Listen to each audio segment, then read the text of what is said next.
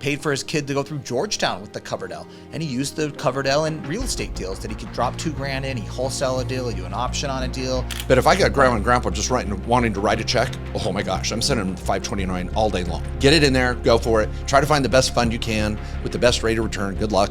Roth IRA, and I know you're thinking, man, Roth IRA, that's for retirement. Yeah, you're talking about what the hell are you talking savings. about? What are you smoking over there? Yeah. Your Roth IRA is for your retirement, but I'm talking about a Roth IRA for your kids, and here's why. Welcome, everybody, to another episode of the Directed IRA Podcast. My name is Mark Kohler. I'm here with the amazing Matt Sorensen. Both of us fathers and kids, young and old, who have been through college, going through college, a little of both, trying to get them in college. Boy, I don't know. Did I summarize that right? I mean, it's a process. It's a process. You got to get them in, then you got to figure out how to freaking pay for it. Yes. We're going to focus on the second part here. Getting them in and raising them, that's not what you want to know from Mark and Matt, let's be honest, although we think we're good parents. You can see I started that out with my talk with my therapist. Yeah. I was like, I better be careful what I say here. Help me. Yeah, no, being a parent is so rewarding and so difficult, right? Everybody out there. And this financial piece, this could be the easy part. I know that sounds crazy, but if with the right strategy, this is an objective issue that can be very straightforward. Managing kids and their personalities and who they're going to be someday, that's beyond the scope of this podcast and probably most podcasts. Yeah. Well, let me just say on that one, may the force be with you. But we want to talk about how you can pay for it when your kids do get into college. Just whether it's community college, the private university, the state university. You got a lot of options there and a lot of cost differences. But we want to talk about optimizing all these tools you may have heard out there. The 529, the Coverdell. We're going to throw in a Roth IRA. You might not have that on your list right now. How do I optimize these different ways to save to make sure I've got enough money set aside that my kids can go to college and not come out with student debt? Because the backside of this is the trillions of dollars in student loan debt and the generations like my own and the ones behind us that are like burdened by student loan debt. Are they going to ever be able to buy a house? They're going to have financial freedom. They got to work through this atrocious student loan debt. So we want to help our kids the best we can to have to avoid that. And I don't think we need to paint the picture even uglier, but I'll just say this too. The rates of young people having children, buying homes, leaving their parents' homes, and all of those metrics are not good. They're going in the wrong direction. And student debt and being able to afford college is a major contributor to all of those issues. So we hope to provide at least some sort of solution to the world crises out there. And I think we've got a good one. Now, Matt, to prove to many of you, our listeners, that think that this is so scripted because it's just such an incredible podcast, I want to call an audible here to kind of prove the point that it is live and uncut. Okay. I'm going to use an analogy, a metaphor from our sister podcast. Okay. For those that haven't listened to our sister podcast, the Main Street Business Podcast, please get over there. It is a lot of fun, much more broad in nature, very entrepreneurship-oriented, Main Street business-oriented. And we talked about raising capital recently on a show. And we talked about 3 lanes. Do you think we can have 3 lanes here? I think we can have 3 lanes here. And there's a big reveal at the end. We're going to talk about the big reveal. We're not going to give it to you now, the perfect strategy, but we've got to talk about these 3 lanes on the freeway. Mm-hmm. Could we do that? We could do that, and you might have multiple vehicles too. You could. I don't know. Road. Yeah. So we don't know. You might have more than one kid going to college. That's true. Oh my gosh, that's right. Or so maybe you got a trailer. I don't know. We're gonna milk this metaphor to kingdom come. So why don't you tell everybody the 3 lanes to choose from? All right, we got the 529. You've heard about that. We're gonna talk about that. There's some things we like about it. There's some things we hate on it. We want to get to that so you know. The Coverdell, sometimes called the College Education Savings Account. We love the Coverdell. There's only so much you can put in. We're going to hit that. And then also the Roth IRA. You might not have thrown that on the list here. We're talking about a Roth IRA for your kids. I'm not talking about your Roth IRA. That's for retirement. We're talking about doing a Roth IRA for your kids. That's an awesome strategy. That's actually my favorite. But we'll get to that and how that can work. And my favorite is, number 2, the Coverdell. But I think our secret strategy, if we're going to share at the end, is truly our favorite, and we both can get behind. But we're going to debate these pretty hard if we have to hold them in a vacuum.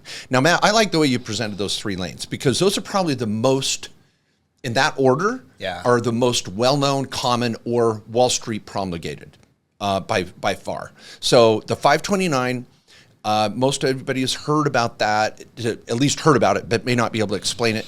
Let's at least break it down, what it is, and then we can give some pros and cons, and then ultimately why or where would we use it. So do you want to describe it? The 529. Yeah, the 529 is basically a state-created fund, okay? So by the way, when you put the money in, your investment's chosen. The state is going to manage that fund in their pre-approved program, and that's the investment return you're going to get. So that's the first knock on it. But and when we say organizationally, what it is. And we could, and before we start knocking on it, the states can have multiple 529s. But when we say state, we're not talking federal or anything, like the state, in a parenthetical way. We're saying literally Michigan has 529 plan, Utah has one, Florida has one, and could have multiple 529 plans that might do different things. So it's a state-ran fund where you would invest in that. And a lot of these states allow you to use the funds in their 529 for other college institutions in other states, or private or public. Some states have 529 plans where you have to use the money in that state. So there are some unique 529 type funds. You'd want to choose the right one, but it's managed by the state. You put the money in the 529 at the state level, and you're off to the races. Yeah. And I'll say this on the 529 account real quick on the Coverdell, just to describe what they are. It's a fund that'll grow, and then the child can pull out that money to go to college, and the rules of what you can pull it out for are the same between the Coverdell and 529. Now, what happens if you don't use the money is different rules, but once the money's in there, if you're going to college, you can use it for tuition, books, supplies, some housing, some certain things that are just for that college experience. Yeah. And it's tax-free. It grows tax-free, comes out tax-free for those things. That's what a 529 is. Yeah, and this could even be a trade school. It doesn't have to be the university. This could be community college, public, private. So there's lots of options there.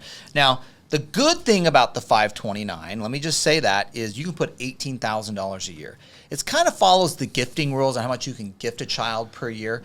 Every year you can put in $18,000 if you're single. So if you're a married couple, you could do $36,000 per kid that can go into their 529. That's a huge perk on the 529 because it's a lot more money that I can throw in than some of these other options we're going to get to. One thing that's unique too on a 529 you can do right now is you can do a 5-year, you can front load 5 years of contributions and say, hey, I'm going to throw $90K in 1 year. And that's going to count for my 5 years, the $18,000. That's $18,000 times 5 years. Now, you have to elect that and note it on your tax return. But that way, you can get $90,000 in single, $180,000 married in for one kid into a 529. Let's say your small business did well. Let's say you had a big bonus at work or a great year, or you sold some assets. And you're like, I really want to set this money aside and dedicate it for my kids' college savings. And I haven't done a great job. They're now 13 or 14, and I'm at 0, and it's right around the corner, so I want to front load it. So there's a couple other options, and I think that's the number one benefit to me of the 529 is I can get a lot more money set aside in the 529. Yeah, and there's also maximum contributions that are even greater than that because grandpa and grandma may come to play, and they can put money in it up to their gifting limits. And so you could actually different states have different contribution maximums over the life of the plan. Yeah. On top of how much it earns in their little investment portfolio. Okay, so I think you've already figured out the good thing. The good thing is you can put a lot of money into it. The bad thing is, and Matt alluded to it, is the state is going to invest this money the way they want to. And let me just tell you, trying to figure out what their fees they charge and what your actual ROI on that money is almost impossible. They have put so much barrier to entry on Google searches or whatever to try to find that information out because I can imagine the fees on these are just exorbitant. And most parents don't care or don't take the effort to find out what those investment rates of returns are because the money's there, it's seemingly growing, it's there for the kids' college. They feel like they've checked a box and they walk away. Yeah. So. And it is better than putting money in a savings account or just like a checking account, right? Or like, it's better than that. Now, maybe right now interest rates might be high in a high yield savings account. But so that is the big knock on the 529. Limited investment options. You're stuck with the 529 options that are state run and state decided depending on the state where you set up the 529. And so that is the biggest knock on why we don't love 529s. Yeah. So I would say, and in the order of things, is fund some of these other accounts first. Well, now we're getting into strategy. Let's just describe the 3 accounts. Well, I want to say that because I want you to know I like funding the 529 last. Okay. Your first $5,000 you might want to set aside, I'm not dropping into 529. But if you're like, no, man, I'm behind. I got a kid in high school. I need to start dropping some money aside, and I want to start doing it now. We might come back to the 529 because you're going to need to get more bang for your buck on how much you can get in. Yeah, and they can actually, I'm actually even just looking at the article on my blog where I summarize what the expenses are and a variety of things here too. And it's varied. By the way, you're going to get 50 different states, and each one of them has a couple different options. So there's a lot of variety of it. The gist of it is your return sucks. Yeah. But you know where I'll say I love the 529, and this is why when you started to do an order of things, if grandpa and grandma want to give my kid, set aside money for my kid for college, 529. That's right, because I'm going to take care of the Coverdell and the Roth, and I'm going to control those mechanisms. And but if I got grandma and grandpa just wanting to write a check, oh my gosh, I'm sending them the 529 all day long. Get it in there, go for it. Try to find the best fund you can with the best rate of return. Good luck. But when you start to put money in, I agree completely with you, Matt. I'm going to go to these other 2 options first. All right, now the second most common. And we'll get these all on the table. Then we can talk strategy, ultimately. Before you hit the second, I have one more thing on the 529. Yeah. Okay. Now, you do not get a tax deduction when you put the money into this, by the way. Okay, there's no tax deduction for you on the federal level. There are some states that give you a state income tax deduction for contributing for 529 in the state where you reside. So you might want to look at that. It's an incentive to use the 529 in your state, but you can't. There are some states, I think it's about 15 to 20. Arizona, I know, is one where I'm at where you do get a state income tax deduction. Now, state income tax here is not that big, so it's not a huge incentive. It's not as big as the federal tax rate, but it's something that's on the table. Yeah.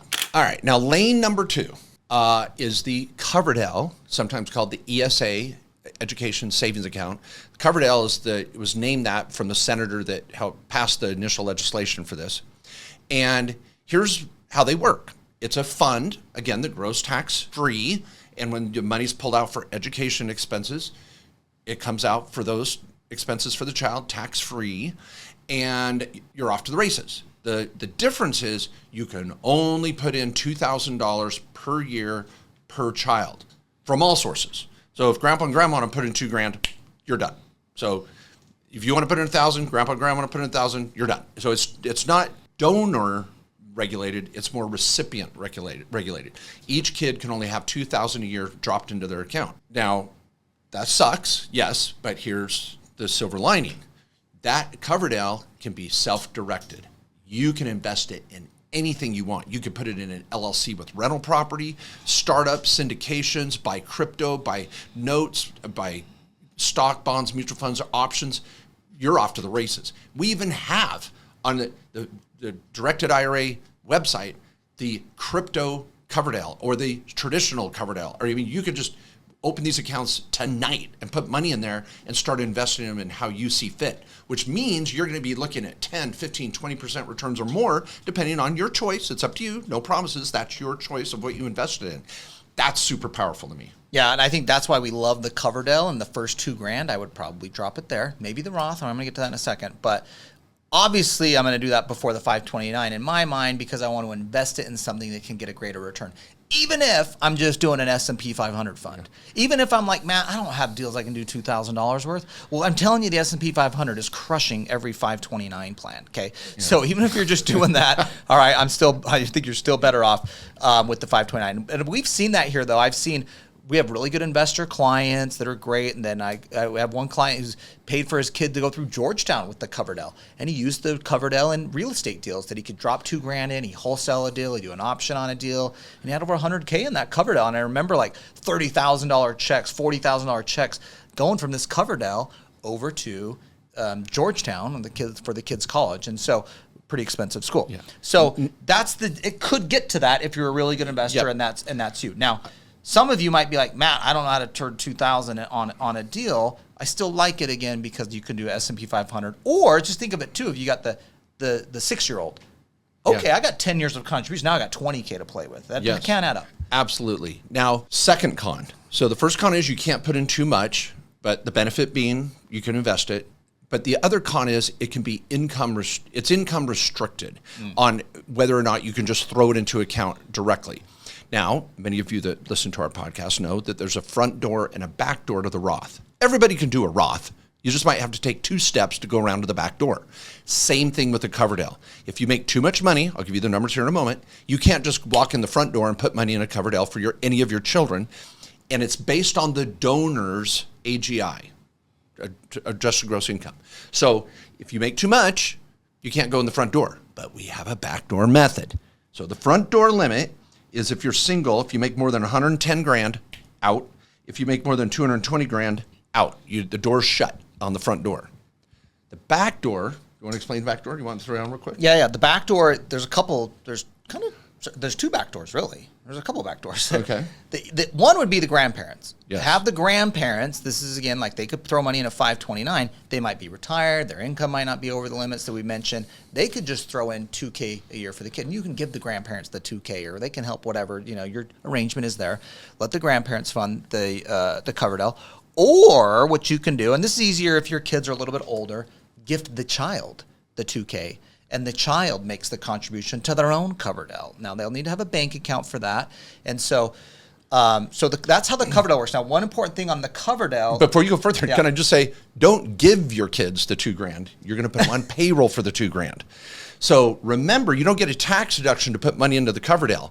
But if on that backdoor method, I could pay my parents for being on the board of directors of my company. If you're a small business owner, take a deduction.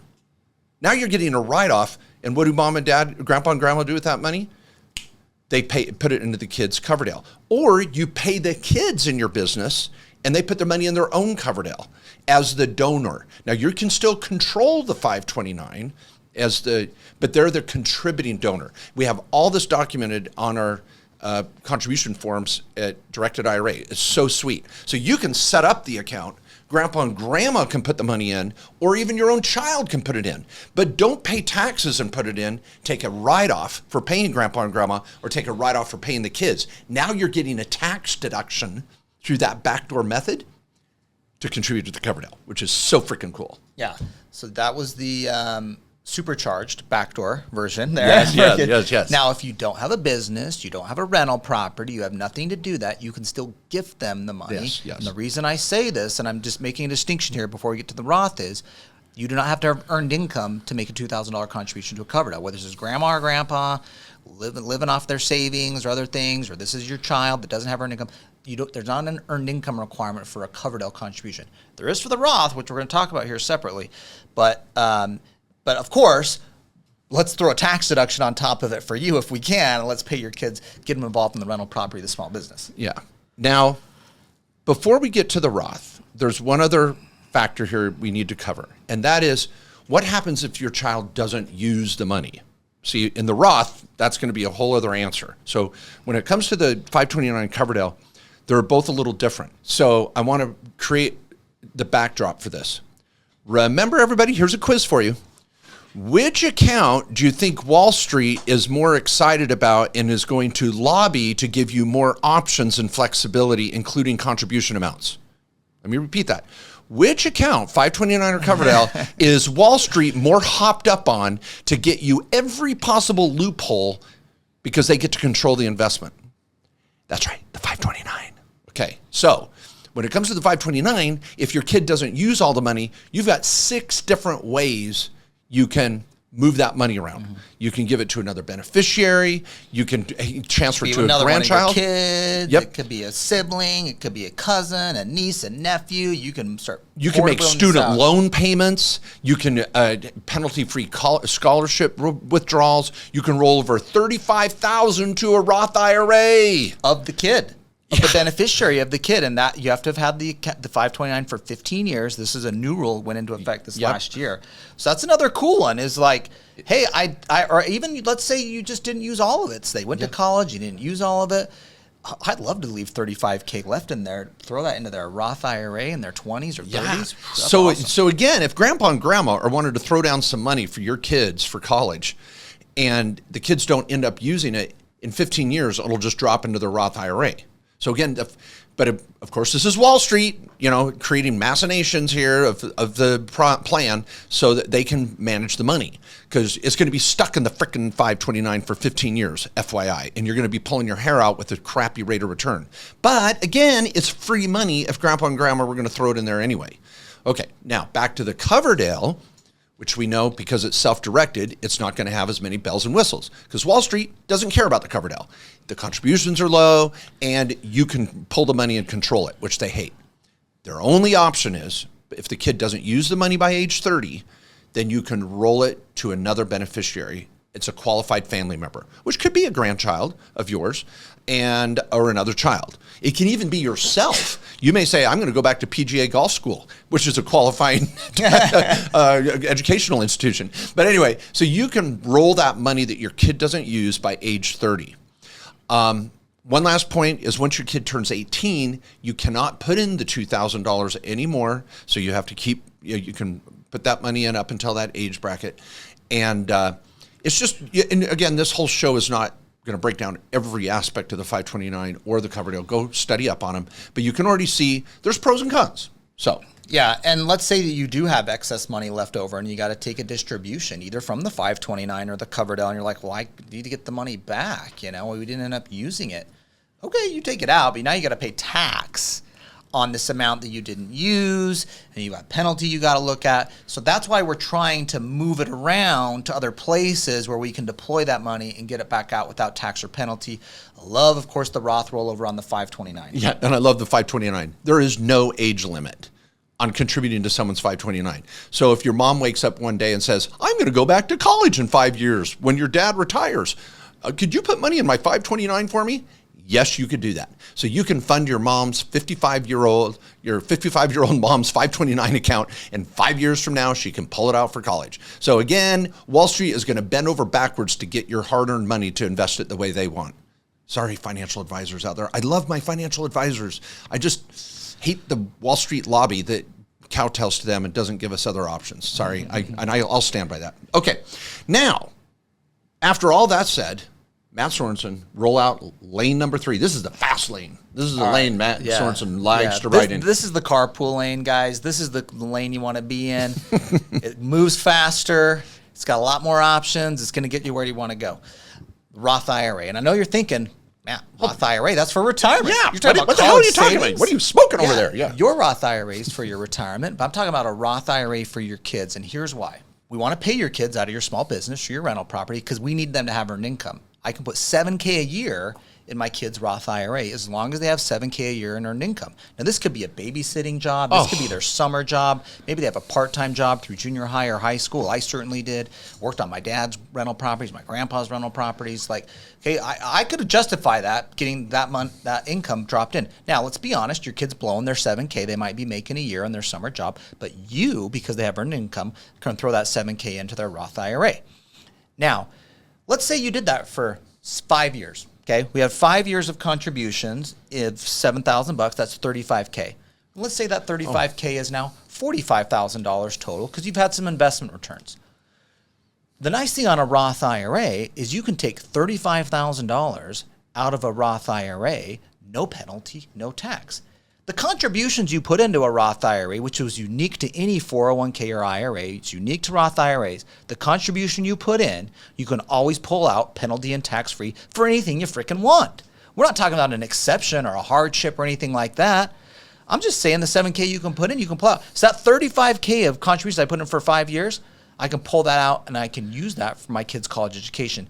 That $10,000 of earnings, let's let that ride for that kid. That $10,000 earnings is now growing for their retirement. We've given them a head start.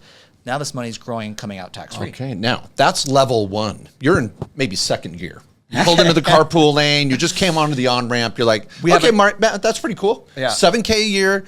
I can take that back out tax-free for college. That's awesome. Pretty cool, but what do you got?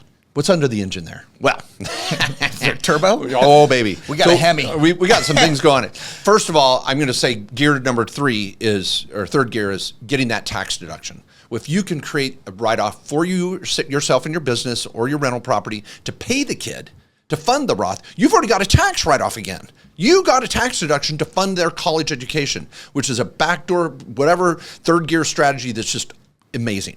Now, fourth gear, now we're getting serious because I can self-direct my Roth IRA. That kid's Roth IRA could be in my next real estate deal, the next syndication, the next note, all sorts of options. And now, as you've heard here on the show, or you wouldn't be here, we're going to be pushing 10, 15, or 20% returns if I'm investing in what I know. So I just was having fun here with this, Matt. I'd like your little example. $35K. I put in $7,000, 5 years in a row, and I made 45. I was trying to make it approachable. Approachable. You want to know the real numbers? Yeah. Okay, $7,000, 5 years, 15% rate of return, $68,000. Wow. Now 35 of that can come out tax-free, penalty-free for college. You've got another $26,000 building for that kid's future nest egg. Let's say we do it for 10 years, $191,000. Now you've doubled what you've put in. Your contributions were 70. Your total interest ROI is 114. Wow, I got 191,000 sitting there 10 years later, and I can pull out 70 for college. Yeah, and this is at a 15% rate of return. Let's throw it at just 8. Let's just say it at 8, because I know the critics here are like, oh, you can't 8, do come that. on, we can do 10. S&P, we can even do. That's what I was saying. At 8, that's the S&P 500 at a minimum. All right. You could do 10 if you like. $124,000. Now, that's the 10-year. Yeah. And if I did the 5, $54,000. So you're still above the 45. So the point is when we're talking about growing our money and having our money work for us, we need to invest it better. That's why we don't like the 529. It's because the money is not working very hard for us. It's working for Wall Street. They're getting their fees out of it. It ain't working hard for us. It's not growing very well. Look up the rated returns on the 529s you're interested in.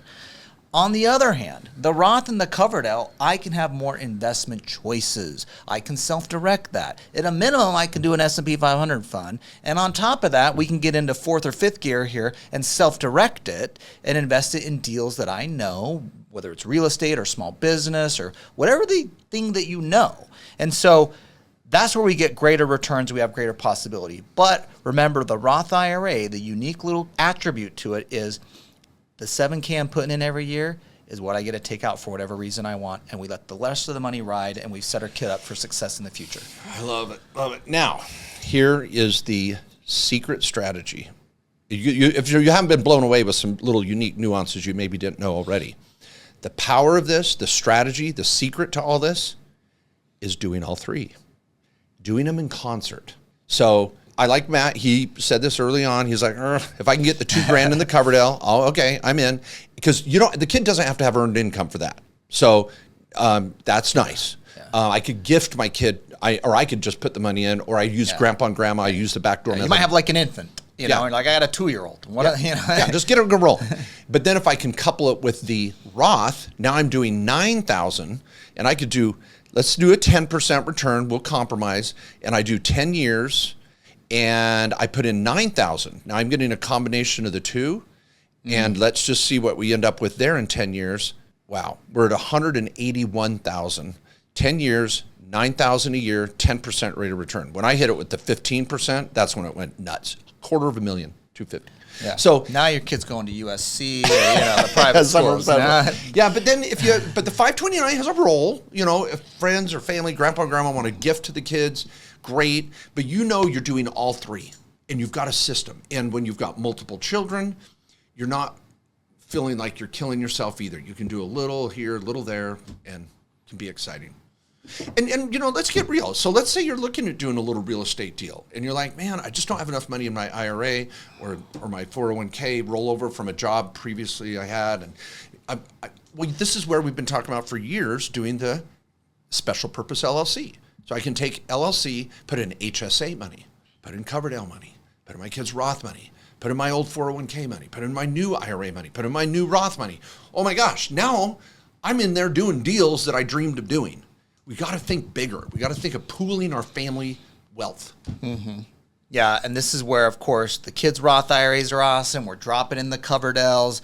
And I always wanted to be, because I had these clients that did this, right? This is how the clients were doing this. And I was like, man, I was always born into the wrong family. Let's change that for yourself and say, I'll have my kids be the ones born into that family. Yeah. But also let's teach them. Let's not just give them this stuff. Let's teach them, bring them along in those deals. Let them understand what they're doing with this and what this money is being used for. Because the worst thing you can do is have all this money and do all the work for them and just gift it to them. No, bring them along. help them along in the process, not only getting the money set aside, but in helping them understand how it can be invested and grow for their benefit. Well, and this brings us to the family board meeting. And this time of year, the summertime, anytime, the fall, holidays, whatever. Having a family board meeting helps you justify paying the kids anyway, or even grandpa and grandma through the backdoor method there. And you're teaching financial literacy and sharing the process with your kids and talking about investments. So over in our sister podcast, Main Street Business, we've got several podcasts on the how to hold a family board meeting. Check that out. And you're writing off travel to go to the family board meeting. I mean, it just is such an integrated strategy for small business. This is just a huge part of it. So take control. Yeah, maybe take control. That's what we say. And just so you know, we of course have the Roth accounts at Directed IRA. We call it a kids Roth. It's a unique application type meant for your kids where the parent is responsible for the account and overseeing it until the kid reaches age 18. Then we obviously have the Coverdell account too, and those are the two you can self-direct. Now again, you could do broker-dealer accounts if you just want to do an S&P 500 or whatever funds or investments you're interested in. And then the 529s, check out the different states where you might be in or states you want your kids to go to college. And look for those also. But just remember, your investment options, of course, are going to be limited to what that specific 529 fund offers. Love it. Well, thanks, everybody, for being here and taking the time to tackle a topic that can actually be a trigger for a lot of stress. You know, as a parent, you're like, I don't even know how I'm going to pay for college or if I'm going to try to, and what do I do? And we don't know where to start. So hopefully some of you got some answers today that were much needed, and I want to commend you for being brave and tackling a topic that can be very, very difficult emotionally. Please share it with others, and we appreciate that. Give it a 5-star if you could. There's people out there that need to hear this, and it will change their lives and change the lives of the kids. Yeah. Thanks, everybody. We'll see you next week.